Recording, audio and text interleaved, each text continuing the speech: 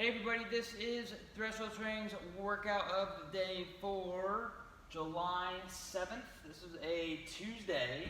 We've got a couple different things going on for today. We've got a strength portion up front and a conditioning portion at the end. We are starting today's workout with 4 sets of 5 strict press. Okay, we're gonna do this from the floor with a barbell if you were in person, and we're using a dumbbell or something similar if you are at home. So we will also be doing a down set of 2 sets of 5 eye level strict press. If you are at home, we're going to do something similar. It's going to be an elevator strict press. Okay. So for the strict press movement, bar will start in a front rack position. Okay. Elbows do not have to be as high as the front spot. We want the elbows to be almost vertical with the wrist, but your shoulders are still hugging the bar. You need to almost think about your elbows pointing down towards the ground. So you're reaching through your elbows to create that shelf for the bar to lay on. From here, with the legs straight and tight, you will move the chin out of the way, press right in front of your nose, and finish in a locked out position overhead. Okay, so as we're going through reps, continue to keep tension through the shoulders so you're not relaxing at the bottom, but at the same time you're not bouncing the bar off your front rack position. So our goal is to use this as a progression. We're going to build to a tough set of 5, so something that feels challenging for 5 reps for the day. Remember, strict press, when we add load, it gets heavy really fast. Okay, so keep that in mind, particularly with the amount of reps that we're doing.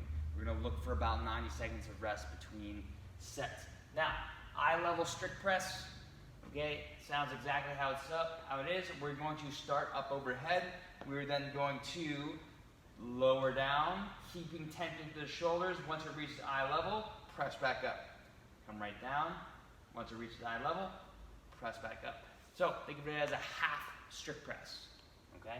So the goal is to keep tension through the shoulders as you lower and then press right back out aggressively. We're punching towards the ceiling vertically. Okay? Purpose of this, like we said, is to keep tension through the shoulders, similarly to how we might perform a handstand push-up or how we might safely lower the bar to our front rack position if we were cycling push jerks or something similar. Okay? We might have a little bit of a lower, but we're going to catch it with our hips and our knees. So if you're at home and you're using a dumbbell, we're going to be in a half kneeling position, 1 foot back, 1 foot in front, and we're going to be performing 5 per arm strict press in that position. Once you get to the down set, okay, you do your four sets of 5 per arm strict press with 60 to 90 seconds of rest in between. Then your elevator strict press looks like this. Okay, we're still in a half kneeling position. We're only going to perform 2 reps per arm. You will press up, pausing at 2 different levels. So I go 1, 2, punch, down, 2, rest, back in the front rack. Up, 2, lockout, down, 2, front rack. And I do 2 per arm. So we're trying to slow that descent, control that ascent of the strict press. Again, 60 to 90 seconds of rest here. If you're in class, ideally we are cutting the load in half for the eye level strict press. If you're at home, we can cut the load as is. You can, if you have a different dumbbell, you can use a different dumbbell, or we can use a can of food or a bag of books, something similar. Then our conditioning portion for today is what we call a threshold workout. So basically, at what speed can you use, what can you do to maintain movement, but to not redline and have to stop because you are just too fatigued to continue, okay? So we're kind of finding that line, that 75 to 80% effort that we can operate at, again, without feeling like we're gonna fatigue all the way out when we stop moving. We have 3 rounds for max reps. We're gonna start with 1 minute max alternating dumbbell snatches, alternating arms, then 1 minute of max goblet lunges, alternating legs, like so. and then 1 minute of max one arm alternating man makers. So starting with the dumbbell snatch.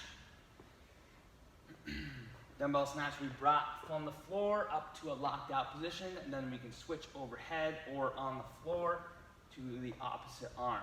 So make sure that as we're cycling the dumbbell, we follow the dumbbell down with our hips.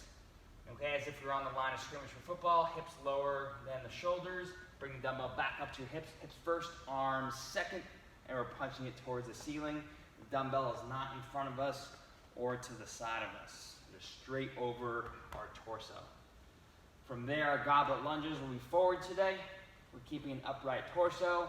We're making sure your full foot contact is on the ground as you step forward, so not just your toes. Then we'll go into our man makers, and then we have a 1 minute rest between rounds. Our man makers, you will only have one dumbbell. So you will perform an asymmetrical burpee with the hand on the dumbbell. You will then straddle that dumbbell. Before you pick up the dumbbell, you will lower your hips to get the legs involved. You will perform your squat clean and then your thruster, and that's 1. You will then bring it down and switch arms. Okay. So that is today's workouts. Remember the 1 minute rest between each round. You're looking to be consistent from round to round in terms of your reps from movement to movement. So it will help to record the number of reps you get for your snatches, your lunges, and your man makers. So have a great workout and awesome